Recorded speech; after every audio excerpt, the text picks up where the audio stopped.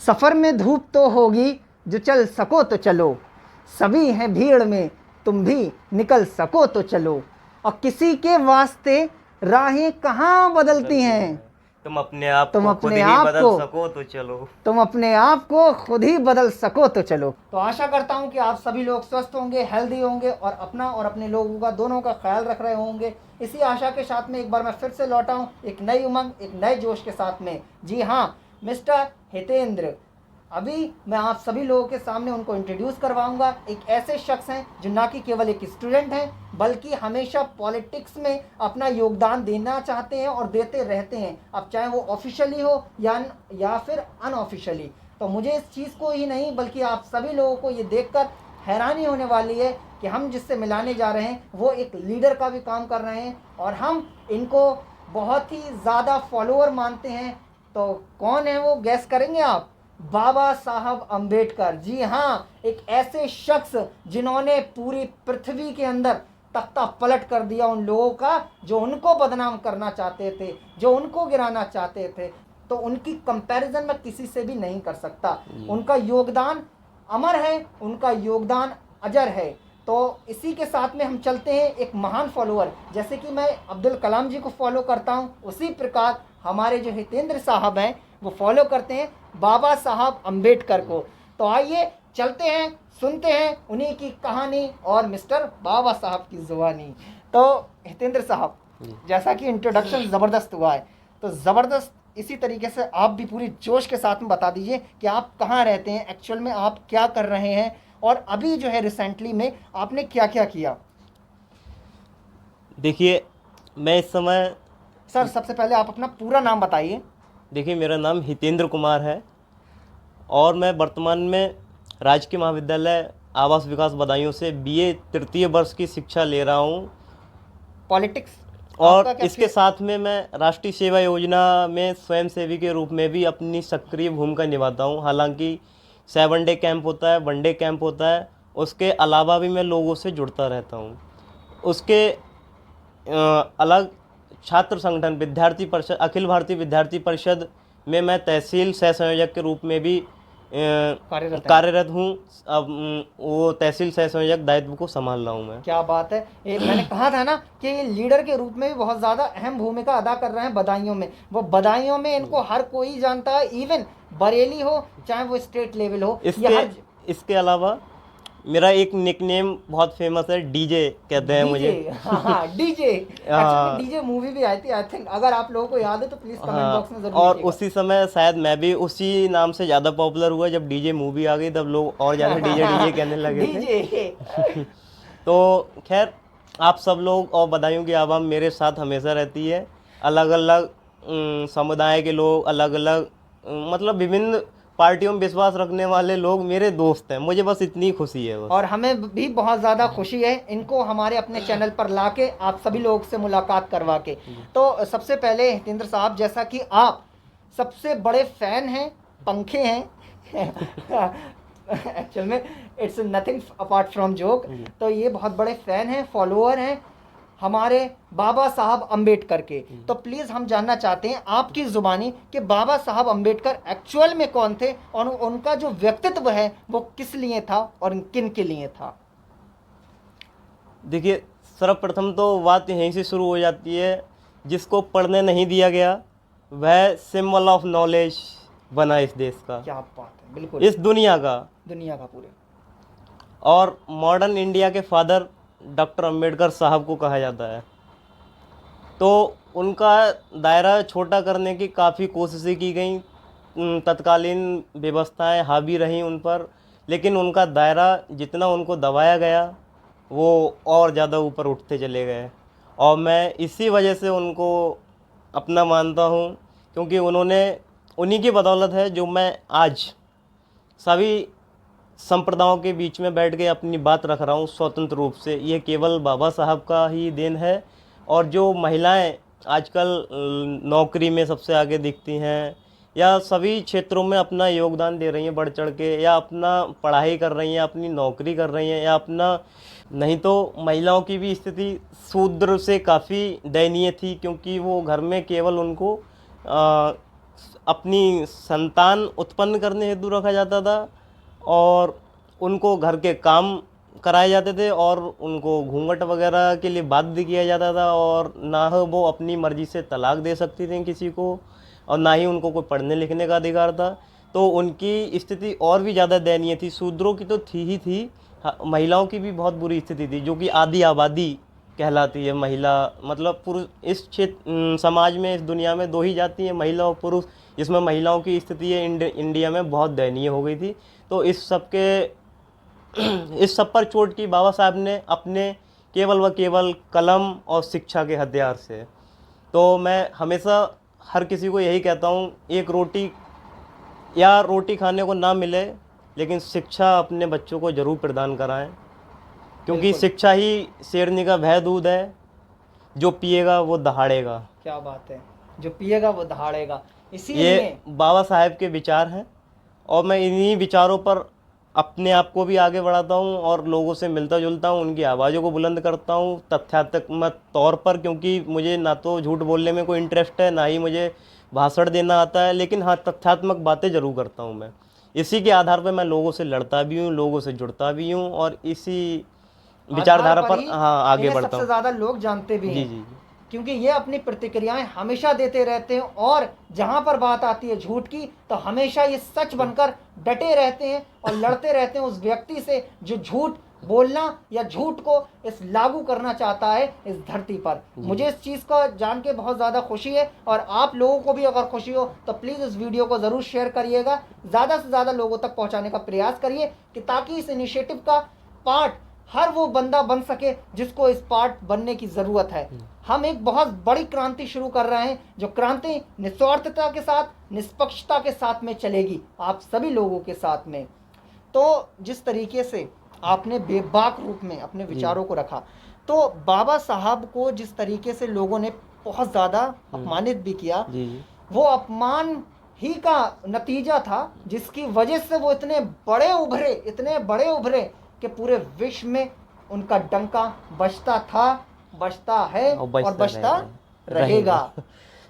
तो जिस तरीके से उन्होंने ज्ञान के बारे में बताया कि सभी लोगों को ज्ञान की अति आवश्यकता है, तो आप जिस तरीके से पॉलिटिक्स में भी अपना बहुत ज़्यादा योगदान देते रहते हैं और ये हम भी देखते हैं, तो क्या आपने अभी तक अपने कॉलेज स्तर पर या अपनी भाषण के स्तर पर क्या बच्चों को कुछ इसी तरीके से नॉलेज दी?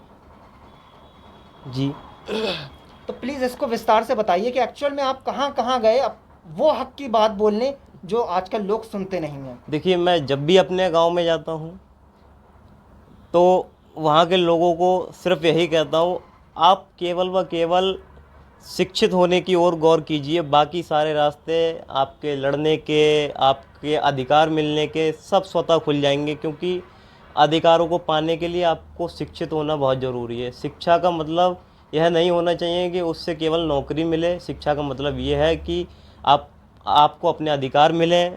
आपको अगर अपने अधिकार भी मिलते गए ना तो आप गरीब नहीं रहेंगे। ऐसी बहुत सारी योजनाएं चलती हैं, मैं किसानों को बताता हूँ अपने गांव में कि ऐसी बहुत सारी योजनाएं चल रही हैं जिसमें सरकार सब्सिडी दे रही है और भी चीज़ें हैं और भी तरीके से सहयोग कर रही है, लेकिन आप अगर जागरूक होंगे तब आप ले पाएंगे ना उनका सुविधाओं का लाभ। जब जागरूक होंगे तभी तो ले पाएंगे। आप यूं ही रोते रहेंगे, परेशान होते रहेंगे, उससे कुछ नहीं होने वाला। और ये जागरूकता तो हमें मिलेगी ज्ञान से ही। दूसरी बात, एनएसएस के माध्यम से मैं शहर के आसपास के जितने गांव हैं पढ़ा हुआ है। अच्छा। ये जो अपने रसूलपुर है, अच्छा। ये मेरे कॉलेज में 3 इकाइयाँ एनएसएस की, लेकिन मैं एक इकाई में काम कर सकता हूँ ना, लेकिन मैं 3 इकाई में जाता हूँ। क्या बात है। और लोगों से मिलता जुलता हूँ, क्योंकि मेरा खुद का इंटरेस्ट है कि लोगों से मिलूँ, जुलूँ, उनकी बातों को समझूँ। कभी कभी ये भी नौबत आती है कि मुझे खुद कहना पड़ता है कल आप मेरे साथ चलिए, अगर आपकी विधायक जी से कोई समस्या है या कोई अधिकारी से संबंधित समस्या है तो मैं आगे जाके खड़ा होता हूँ। इसलिए मुझे कभी कभी नेता का रोल निभाना पड़ जाता है। कभी कभी काम कर रहे हैं आप। मतलब अधिकारी तौर पर भी पेश होना पड़ता है, भाई लड़ना झगड़ना पड़ता है नेताओं से, भाई तथ्य बताने पड़ते हैं कि भाई इस आधार पे इसका ये काम कीजिए, भाई जब आपने उसका ये काम कर दिया है। तो इनको देखकर हमें ऐसा लगता है कि साक्षात्कार कन्हैया कुमार बैठे हुए हैं जो अपना योगदान बखूबी अदा कर रहे हैं जिस तरीके से उन्होंने किया था। तो जिस तरीके से आप हितेंद्र साहब देख रहे हैं कि लोग कोरोना वायरस और लॉकडाउन की चपेट में आ गए हैं, जी। तो हमें ये बहुत ही दुख होता है कि इतनी लोग इतनी तादाद में मर रहे हैं। तो आपको क्या लगता है इसका रिस्पॉन्सिबल कौन है? क्या मीडिया को ठहराते हैं आप रिस्पॉन्सिबल इन सब चीज़ों के लिए या गवर्नमेंट को ठहराते हैं? देखिए, ऐसा नहीं है कि ताली एक हाथ से बज रही है, कहीं ना कहीं जनता की भी कमी है। जनता इस चीज़ों को ज़्यादा तवज्जो देती है कि वो परिस्थितियाँ उत्पन्न हो रही हैं। जनता पहले से मांग क्यों नहीं कर रही थी कि भाई इस तरीके के इलाज उपलब्ध होने चाहिए, मतलब अस्पताल की सुविधाएं उपलब्ध होनी चाहिए। अपने जनप्रतिनिधि से ऐसी अपेक्षाएं क्यों नहीं कर रही? केवल मुसीबत के टाइम पर ही ऐसी चीज़ों की ज़रूरत पड़ती है और फिर वो उपलब्ध नहीं हो पाती। इस कारण बस बहुत सारे जनता की जान जा रही है। तो जिस तरीके से आपने खुद देख रहे हैं कोरोना वायरस और ये लॉकडाउन की वजह से जी मीडिया अलग अपना रोल अदा कर रही है, जी गवर्नमेंट अलग, लेकिन हमें ऐसा लग रहा है कि ये रोल ना अदा करके ये रोल अदा नहीं कर रहे हैं, बल्कि ये रोल अदा कर रहे हैं सिर्फ जहरीली न्यूज़ को फैलाने के लिए या फिर वो चीज़ें करने के लिए जो सोसाइटी में एग्जिस्ट नहीं करती। जी जी। मीडिया का काम होता है कि जनता को उनके अधिकारों के प्रति जागरूक करना, सरकार की अच्छाइयाँ बुराइयाँ दिखाना, लेकिन मीडिया केवल एक धड़ल्ले पे चला जा रहा है, टीआरपी टीआरपी टीआरपी। उसको इससे कोई मतलब नहीं है कि वह क्या परोस रहा है जनता के लिए, क्या जनता पर असर पड़ रहा है। दिन भर ऐसी डिबेटें की जाती हैं, इतने तीखी लाइनें पड़ी जाती हैं कि आज ये हार के रहेगा, आज उसका ये हो के रहेगा, लेकिन पता चला डिबेट देखते हैं तो लड़ झगड़ के और डिबेट खत्म हो जाती है, उसका कोई अर्थ ही नहीं निकलता। वो कहते हैं आज होके रहेगा खात्मा, आज ऐसा होके रहेगा। और हितेंद्र साहब ये भी तो होता है कि डिबेट चल रही है टीवी में और असली डिबेट हो गई घर में भी। अरे साला तुम ये कर रहे हो, अरे वो कर रहे हो। तो हमें ये सब बचकानी हरकतों से बचना चाहिए। अपने दिमाग का यूज करो। ये दिमाग किस लिए ईश्वर ने हम सभी को दिया है? क्या इसीलिए कि दूसरों की बातें, दूसरों का जहर हम अपने अंदर लेके आए? ऐसा नहीं है। मैंने पिछले 1 साल से अपना टीवी बंद कर रखा है। मैं केवल समाचार पत्र को पढ़ता हूँ, जिसमें चुनिंदा जो खबरें होती हैं वही पढ़ता हूँ, और बाकी अनर्गल चीज़ों पर ज़्यादा गौर नहीं करता हूँ, क्योंकि अत्यधिक मात्रा में टीवी देखो, उसके बावजूद ये दिमाग में उल्टा सीधा चीज़ें भरी जाती हैं, क्योंकि ये मीडिया टीआरपी के चक्कर में लोगों को इतनी बुरी चीज़ें परोस रहा है, उसको खुद नहीं समझ में आ रहा वो क्या परोसे जा रहा है। पता नहीं, ना कहीं कुछ ही अलग मानसिकता से ग्रसित है ये मीडिया, जो कि सही चीज़ें नहीं परोस रहा है। लेकिन हितेंद्र साहब, हमें ऐसा लगता है कि ये मीडिया परोस तो रहा है, लेकिन उसके सबसे ज़्यादा जिम्मेदार हम ही लोग हैं कि वो अगर परोस रहा है तो हम क्यों खा रहे हैं? खाने वाले भी तो ज़्यादा हैं जिसकी वजह से मीडिया परोस रहा है। जी, उसी का तो योगदान है। आज तक मीडिया ने कभी कोई चिंता जाहिर की कि भाई कोरोना अगर फिर से आ गया तो भाई क्या होगा? सरकार ने 80 देशों में वैक्सीन फ्री बांट दी, ये तो वही हाल हुआ, अपना घर फूंक तमाशा देख। अगर आपको इस पे ज़रूर कुछ अच्छा लगा हो और उसको समझ में आया हो तो प्लीज़ इस पे हमें कमेंट। क्यों पहले अपने देश में पूर्ति डाल देते, उसके बाद देते, कोई दिक्कत नहीं थी। ये सब हमारी वाहवाही, हमारा विश्वगुरु बनने का इतना वो चढ़ा सर पर, भूत चढ़ा कि हमको दिखाई नहीं कि हम कब और ज़्यादा गहरे डूब गए।